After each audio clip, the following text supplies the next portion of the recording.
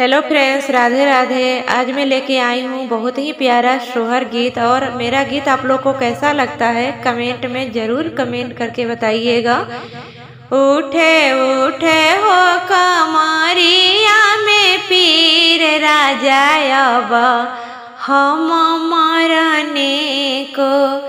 उठे उठे हो कमरिया में पीर राजा, अब हम मरने को। तनी सास के बोला द भंडरवा सौंपी, तनी सास के बोला द भंडरवा सौंपी। उठे उठे हो कमरिया में पीर राजा, अब हम मरने को। अब गोतिन के बोला दरसैया सौंपी, अब गोतिन के बोला दरसैया सौंपी। उठे उठे हो कमरिया में पीर राजा, अब हम मरने को। अब ननद के बोला द बलमुआ सौंपी, अब ननद के बोला द बलमुआ सौंपी। उठे उठे हो कमरिया में पीर राजा, अब हम मरने को। अब देवर के बोला द बालकवा सौंपी, अब देवर के बोला द बालकवा सौंपी। उठे उठे हो कमरिया में पीर राजा, अब हम मरने को।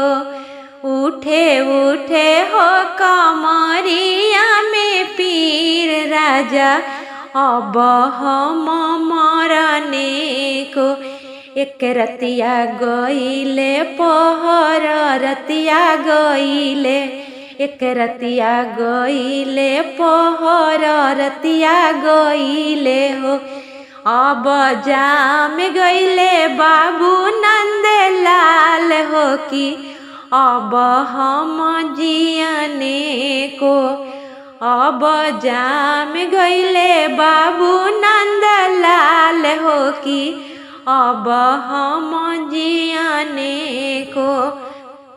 अब सास के बोला द भंडरवा छीनबो, अब सास के बोला द भंडरवा छीनबो।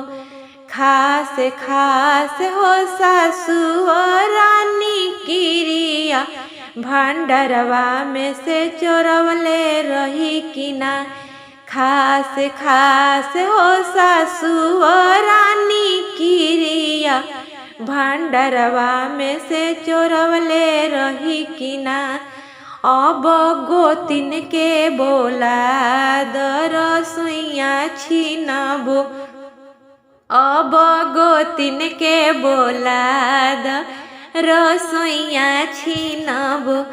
खास खास हो गोतिन रानी किरिया, रसोइया में से चोरवले रही कि ना। खास खास हो गोतिनी रानी किरिया, रसोइया में से चोरवले रही कि ना। अब ननद के बोला द बलमुआ छीनबो, अब ननद के बोला द बलमुआ छीनबो।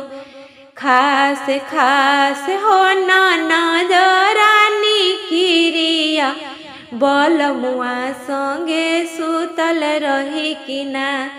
खास खास हो ननद रानी किरिया, बलमुआ संगे सुतल रही कि ना।